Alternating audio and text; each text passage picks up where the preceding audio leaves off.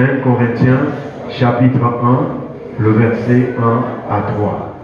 Paul, appelé à être apôtre de Jésus-Christ par la volonté de Dieu, et le frère Sostène à l'église de Corinthe, à ceux qui ont été sanctifiés en Jésus-Christ, saints par vocation, et à tous ceux qui invoquent en quelque lieu que ce soit le nom de notre Seigneur Jésus-Christ, leur Seigneur et le nôtre, que la grâce et la paix vous soient données de la part de Dieu notre Père et du Seigneur Jésus-Christ. Amen.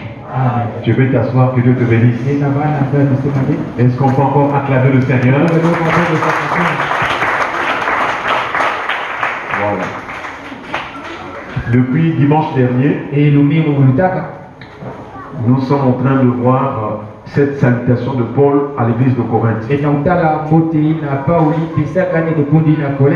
nous avons rappelé que dans ses épîtres, dans les lettres qu'il envoyait aux églises,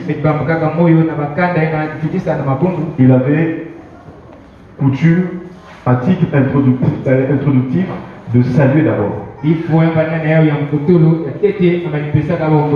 Mais dans cette salutation, Paul aussi pouvait présenter sa personne, la vocation ou l'appel qu'il avait reçu de Dieu. Et aussi, il ne manquait pas de signifier que tout cela était prédestiné par Dieu. Alléluia. Amen. Voilà pourquoi depuis dimanche dernier, nous avons commencé à toucher la prédestination.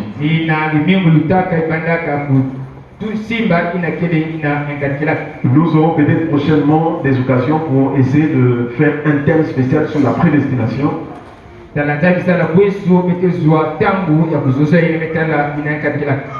Parce que c'est beaucoup de choses.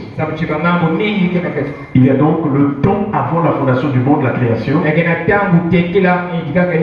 Il y a les temps anciens. Il y a le temps présent. Et il y a le temps à venir. Est-ce qu'on peut acclamer le Seigneur? Voilà. Bienvenue au Seigneur. Ici, nous voyons Paul dans cette épître. Il est en train de se présenter tout en saluant ce peuple. Il est écrit, Paul, appelé à être apôtre de Jésus-Christ par la volonté de Dieu, et le frère Sostène. C'est là où nous sommes arrêtés dimanche dernier. Nous avons compris que Paul, c'est la personne de Paul. Et lorsqu'il dit appelé à être, il fait mention de l'appel. C'est-à-dire, quand il était né dans ce monde, il n'était pas vraiment en train de servir Jésus-Christ. Mais quelque temps après dans sa vie, il a commencé à servir. Mais il dit que pour servir Jésus-Christ, c'est un appel de Dieu. C'est Dieu qui l'a appelé. Et nous avons expliqué que avant que Dieu l'appelle, Dieu connaît les choses par avance. Voilà pourquoi dans l'épître de Paul aux Romains, il fait aussi mention de cela. Il dit que ceux qu'il a connus d'avance, il les a prédestinés à être semblables à l'image de son Fils, afin que son Fils soit le premier-né entre plusieurs frères.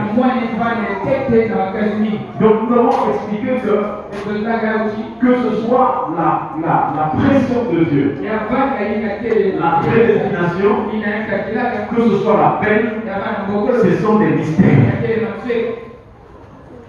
Et nous avons compris aussi combien Dieu dans toute sa puissance, dans sa puissance redoutable, il est capable d'appeler les choses qui n'existent point, des choses qui ne sont point, il est capable de les appeler comme si elles étaient. Est-ce qu'on parle à le Seigneur? Voilà pourquoi nous nous appelons encore ce matin. Il y a des choses que tu n'as pas encore vues dans ta vie. Mais je voudrais te dire, puisque tu as accepté de venir vers Dieu, puisque tu as accepté de venir à Christ, Dieu dira une parole. Dieu appellera. Et tu verras la gloire de Dieu. Et cette parole, c'est celle que nous sommes en train d'écouter ce matin. La prédication, c'est une folie pour ceux qui périssent. Mais pour ceux qui croient, elle est une puissance de Dieu.